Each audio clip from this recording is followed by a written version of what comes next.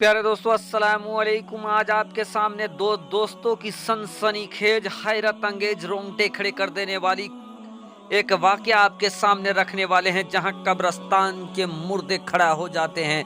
वो कौन सी जगह थी, वो कौन से कब्रिस्तान थे जहां सबके सब मुर्दे अचानक कब्र फटता है और खड़े हो जाते हैं, जिसको देखने के बाद एक इंसान पागल तक हो जाता है।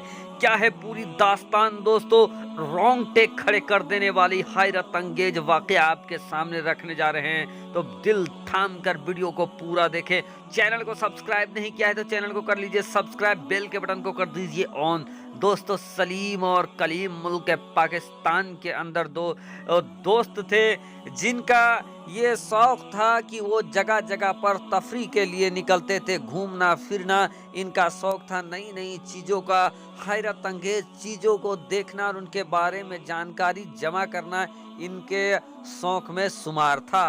बहरकैफ दोस्तों, एक बार इन लोगों को पता चला कि कराची के नज़दीक एक कब्रिस्तान है, जहां मुर्दे खड़े हो जाते हैं रात को। दोस्तों, वो डरावनी जगह, वो सनसनीखेज जगह जाने के लिए ये दोनों तैयार हो जाते हैं। फिर क्या जानकारी इनको मिलती है दोस्तों, और ऐसा क्या होता है कि कलीम पागल हो जाता है। चलिए दोस्तों, वीडियो का आगाज करते हैं। दोनों ही दोस्त घूमते घूमते पाकिस्तान के हैरत अंगेज जगहों का सैर सपाटा करने के बाद इन लोगों ने कराची के वो ग्रामीण इलाके में फैला वो सनसनीखेज कब्रिस्तान की तरफ जाने का मन बना लिया। दोनों ही दोस्त घर से निकलते हैं। घर से निकलने के बाद जगह जगह और जो ऐतिहासिक जगह थे, इन तमाम जगहों को ये घूमते घूमते एक गांव में पहुंच जाते हैं और लोगों को बताते हैं कि वो जो है कि तमाम हैरत अंगेज चीज़ों के बारे में वो जानकारी इकट्ठा करते हैं, उनकी तस्वीरें बनाते हैं, वीडियो बनाते हैं, देश दुनिया को बताते हैं। और इस बार वो आपके गांव में आए हैं और घूमना फिरना उनकी ज़िंदगी का एक अहम हिस्सा है। इस पर दोस्तों उस गांव के जो प्रमुख थे, जो मुखिया था, जो सरदार था, वो काफ़ी हैरत में आ जाता है, लेकिन फिर वो उनको अपना मेहमान बना लेता है और उसके बाद दोनों को लेकर वो घूमने निकल जाता है। गांव के ऐतिहासिक जगहों पर वो जाकर घूमने लगते हैं। जगह जगह पर नाला, नदी और जो दूसरे जगह थे, उन तमाम चीज़ों को वो दिखाने लगता है, उनकी ऐतिहासिक महत्व को दोनों ही सलीम और कलीम को बताने लगता है कि इसकी क्या ऐतिहासिक महत्व है, दूसरे की क्या ऐतिहासिक महत्व है।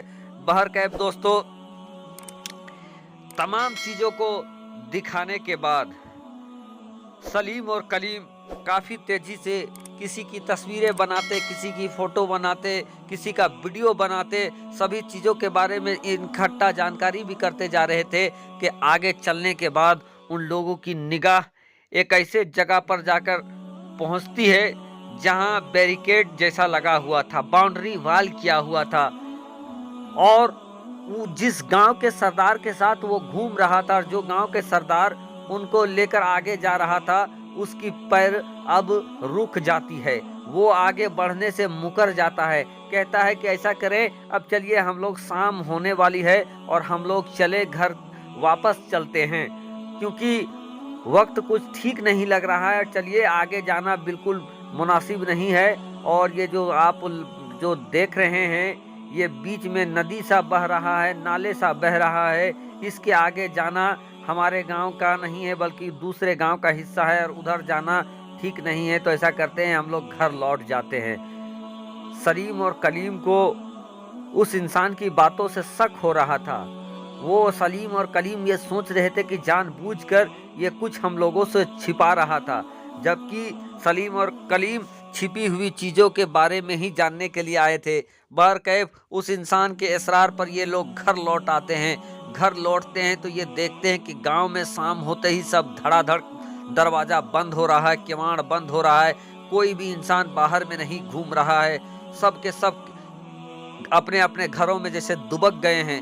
अभी रात का कुछ ही वक्त हुआ था कि सब खा पी के ऑलरेडी तैयार हो जाते हैं, और सलीम और कलीम जो कि रातों को काफ़ी देर से सोया करते थे, ऐसी भी उनको नींद नहीं आ रही थी, तो वो घर के मालिक से जिनके साथ वो घूम रहे थे उनसे कहते हैं कि आप फला जगह पर जाकर ठिठक गए, आखिर वजह क्या है, सबब क्या है, आप हम लोगों को आगे क्यों नहीं ले गए।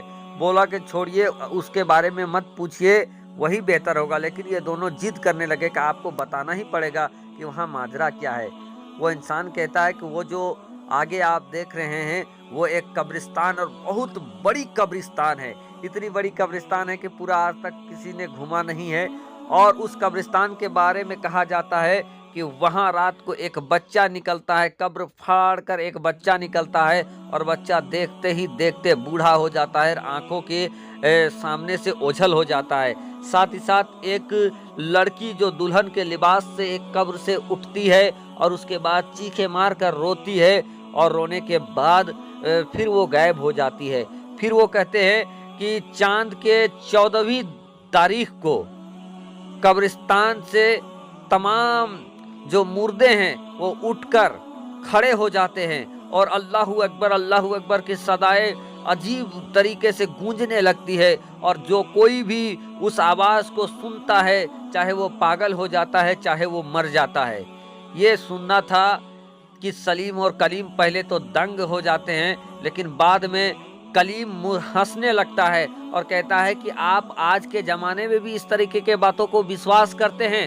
और उसके बाद वो जिद करता है कि नहीं, हम लोग आज पूरे गांव वालों को बता देंगे कि जो उन लोगों ने सुन रखा है वो एक झूठ है, और हम लोग इस चीज़ को दिखाकर भी साबित करेंगे। और कल ही रात है, 14वीं चांद का 14वीं रात कल ही है, और कल हम लोग उस कब्रिस्तान में जाएंगे।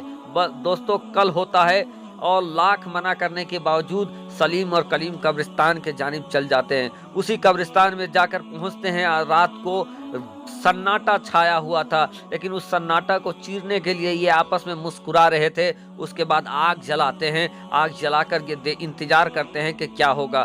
दोस्तों, कुछ ही वक्त हुआ था, अभी रात आधी हुई थी कि अचानक से कब्रों को इन लोगों ने देखा कि कब्र हिल रहे हैं, और अचानक से इन लोगों की निगाह जब पड़ी कि कब्र हिल रहे हैं, तो इन लोगों ने अपने अपने कैमरे निकाले और वीडियो रिकॉर्ड करना स्टार्ट कर दिया।